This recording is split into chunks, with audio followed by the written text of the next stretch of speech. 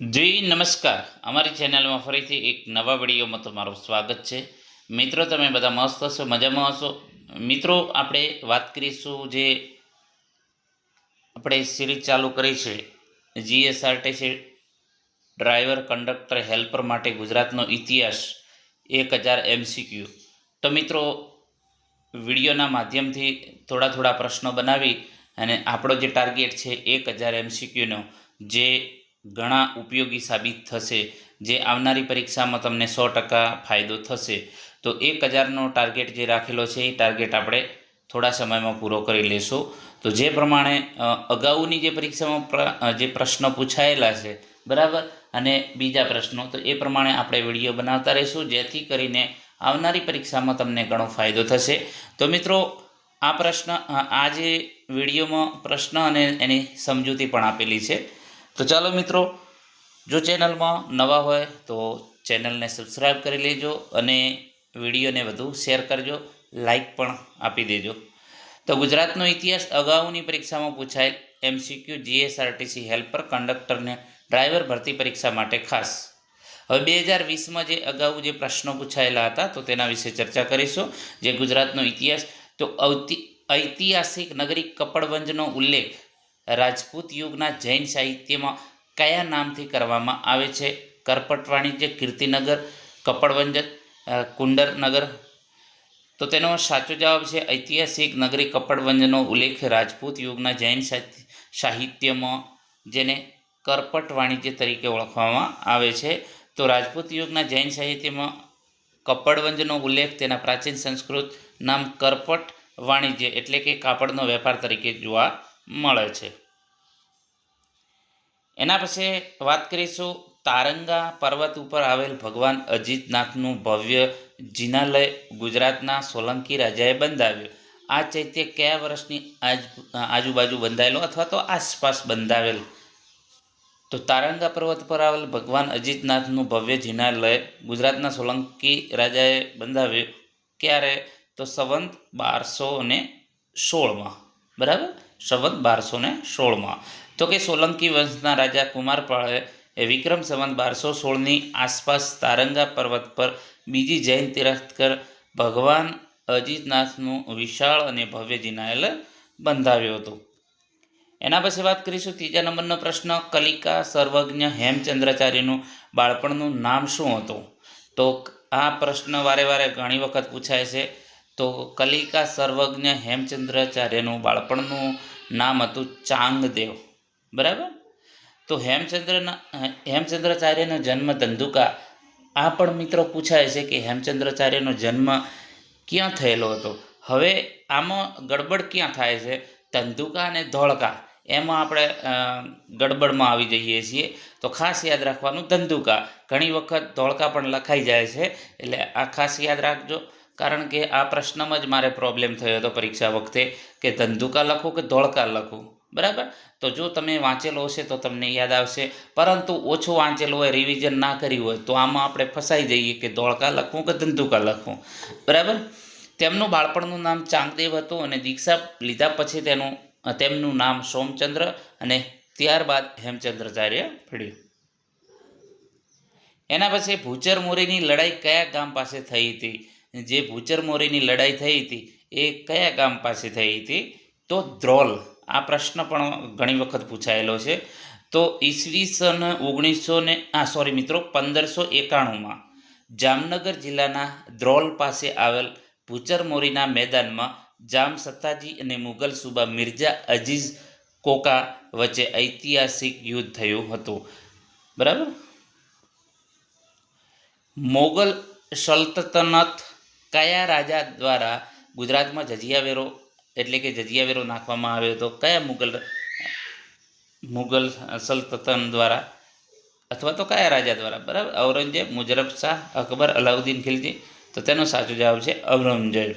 બરાબર, option A સાચો જવાબ છે. તો કે મુગલ સમ્રાટ અકબરે જજિયા વેરો નાબૂદ કર્યો હતો, આ પણ પ્રશ્ન પૂછાય છે. પરંતુ ત્યારબાદ કટ્ટરપંથી જે શાસક ઔરંગઝેબે ઈસવીસન 1679માં બિન મુસ્લિમ પ્રજા પર ફરીથી જજિયા વેરો ચાલુ કર્યો હતો. આઝાદી આંદોલન સમયમાં સુરતમાં મોટા પાયે સામાજિક સુધારાનું અને માનવ ધર્મ સભા સ્થાપવાનું કાર્ય કરનાર દુર્ગારામ મહેતાજી કયા નામે ઓળખાતા? તો કે આઝાદી આંદોલન સમયે જે સુરતમાં મોટા પાયે સામાજિક સુધારાનું અને માનવ ધર્મ સભા સ્થાપવાનું કાર્ય કરનાર દુર્ગાજી રામ મહેતાજી કયા નામે ઓળખાતા હતા? તો ગુજરાતના મહામાનવ, ગુજરાતના શિક્ષાગુરુ, ગુજરાતના લ્યુથર, ગુજરાતના પ્રહરી, તો ગુજરાતના લ્યુથર. તો કે દુર્ગારામ મહેતાજીએ સુરતમાં સામાજિક અંધશ્રદ્ધા અને કુરિવાજો દૂર કરવા માટે માનવ ધર્મ સભાની સ્થાપના કરી. તેથી તેમને ગુજરાતના જે લ્યુથર તરીકે ઓળખવામાં આવે છે, માર્ટિન લ્યુથર. સ્વાતંત્ર્ય સંગ્રામ દરમિયાન અહમદાબાદ મ્યુનિસિપાલિટીએ હિંદ છોડોના ઠરાવને બહાલી આપી અને તેથી મ્યુનિસિપાલિટી બરતરફ કરવામાં આવ્યા હતા. એ વર્ષ કયું, અથવા તો એ બનાવનું વર્ષ કયું હતું? 1940, 44, 42, 38 કે 39? તો તેનો સાચો જવાબ છે 1942. તો સમજૂતી જોઈશું કે 1942ના હિંદ છોડો આંદોલન વખતે અમદાવાદ મ્યુનિસિપાલિટીએ રાષ્ટ્રીય લડતને સમર્થન આપી આ ઠરાવ પસાર કર્યો હતી. અંગ્રેજ સરકારે મ્યુનિસિપાલિટીને બરતરફ કરી દીધી હતી. એના પછી વાત કરીશું મહારાજા સયાજીરાવ ત્રીજાએ જ્યાં શાળા ત્યાં પુસ્તકાલયનો સિદ્ધાંત કયા વર્ષમાં સ્વીકાર કર્યો હતો? 1910, 1911, 1915, 1918? તો 1910. આ પ્રશ્ન પણ વારે વારે પૂછાય છે. તો સમજૂતી મેળવીશું તો કે વડોદરાના જે મહારાજા સયાજીરાવ ગાયકવાડ ત્રીજાએ રાજ્યમાં મફત અને ફરજિયાત શિક્ષણની સાથે લાઇબ્રેરી નેટવર્ક ઊભું કરવા 1910માં સુધારાવાદી નીતિ અમલમાં મૂકી હતી. સયાજીરાવ ગાયકવાડ ત્રીજાએ ડૉક્ટર બાબા સાહેબ આંબેડકરને વિદેશ અભ્યાસ જવા માટે પણ એમણે સ્કોલરશીપ આપેલી હતી. એના પછી વાત કરીશું 1902માં અમદાવાદમાં મળેલ કોંગ્રેસના પહેલા અધિવેશનના પ્રમુખ કોણ હતા? સુરેન્દ્રનાથ બેનર્જી, દાદાભાઈ નવરોજી, સી શંકર નાયર, આનંદ મોહન બોઝ? તો તેનો સાચો જવાબ છે સુરેન્દ્રનાથ બેનર્જી. તો કે ઈસવીસન 1902માં અમદાવાદ ખાતે ભારતીય રાષ્ટ્રીય કોંગ્રેસનું 18મું અધિવેશન યોજાયું હતું, જેના અધ્યક્ષ સુરેન્દ્રનાથ બેનર્જી હતા. એના વાત કરીશું ગિરનારનું પૌરાણિક નામ શું? તો ગિરનારનું પૌરાણિક નામ શું છે? તો તેનું નામ છે ઉજ્જયંત નગર. બરાબર, મોસ્ટ આઈએમપી આવા પણ પ્રશ્ન પૂછાય છે કે જૂનાગઢમાં આવેલ ગિરનાર પર્વતને પ્રાચીન સાહિત્ય અને પૌરાણિક ગ્રંથોમાં ઉજ્જયંત કે રેવતક પર્વત તરીકે પણ ઓળખે છે. ગુજરાતના કયા સ્થળ ઉપર પ્રાચીન શિલાલેખ આવેલા છે? તો ક્યાં આવેલા છે? વડાલી. બરાબર. તો આમ તો જે મુખ્યત્વે પ્રાચીન શિલાલેખ માટે જૂનાગઢ જાણીતું છે, પરંતુ જે આપેલા વિકલ્પો પૈકી વડાલી પ્રાચીન બૌદ્ધ જૈન સંદર્ભ તથા શિલાલેખો સાથે સંકળાયેલ સ્થળ છે. એના પછી મહંમદ બેગડાનું મૂળ નામ શું હતું? તો મહંમદ બેગડાનું મૂળ નામ છે ફતેહ ખાં. તો કે ગુજરાતના જે સુલતાન મહંમદ બેગડાનું બાળપણનું નામ ફતેહ ખાં હતું અને જૂનાગઢ, પાવાગઢ એમ 2 ગઢ જીતવાના કારણે તે બેગડો કહેવાયો. બરાબર. એના પછી 2019માં ઇતિહાસના પ્રશ્નો પૂછાયેલા હતા.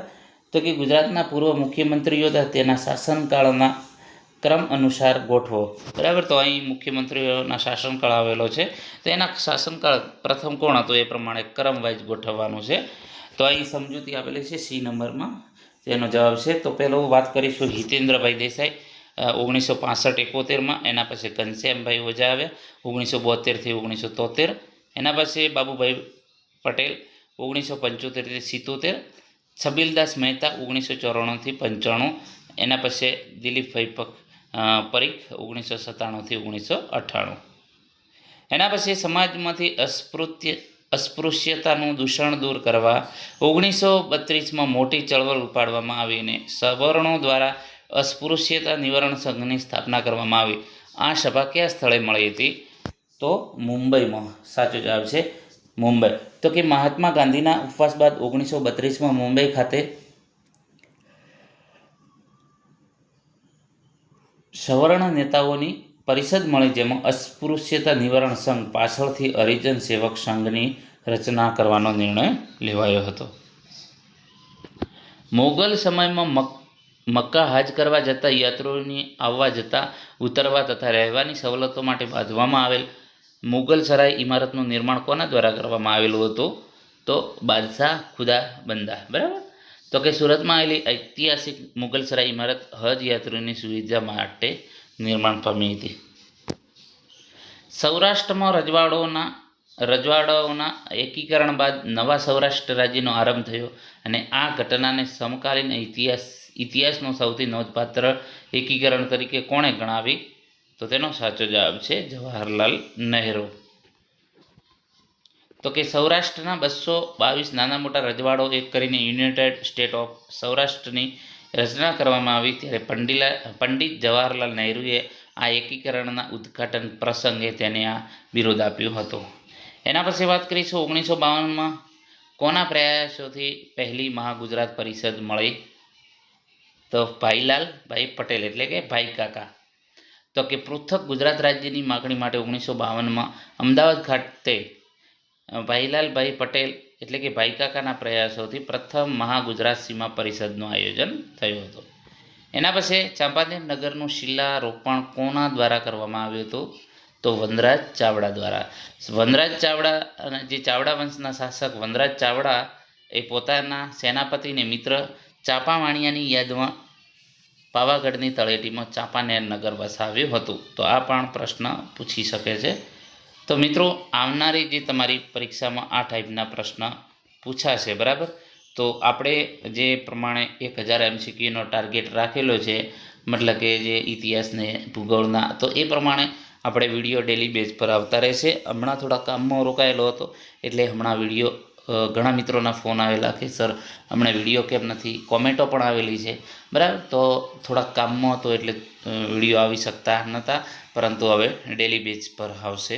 તો મિત્રો તમે પણ તૈયારી ચાલુ રાખો. ફૂલ મારો સપોર્ટ છે. તમને કોઈ પણ બાબતમાં સપોર્ટ કરવા તૈયાર છું અને તમે તમારો ટાર્ગેટ જે નક્કી કરેલો છે પૂરો કરો એવી આશા છે. કારણ કે હેલ્પરમાં પણ મેં ઘણા વિદ્યાર્થીઓને મતલબ કે આપણે ઓનલાઈન ભણાવેલું છે અને આજે ઘણા મિત્રો સરકારી નોકરી કરી રહ્યા છે, એનો આનંદ છે. હવે તમે પણ મિત્રો ડ્રાઈવર, કંડક્ટર અને આવનારી નવી હેલ્પરની જે નોટિફિકેશન જે આવશે તો એમાં પણ તમે સારું એવું મતલબ કે તૈયારી કરી અને તમારો ગોલ નક્કી કરી લો. અને ડ્રાઈવર, કંડક્ટર મિત્રો પણ તૈયારી ફૂલ રાખજો. પરીક્ષા ટૂંક સમયમાં આવી શકે છે એટલે જે પણ સમય મળ્યો છે એ સમયનો સદુપયોગ કરી અને તમારું ભવિષ્ય સારું બનાવી શકો છો. બરાબર.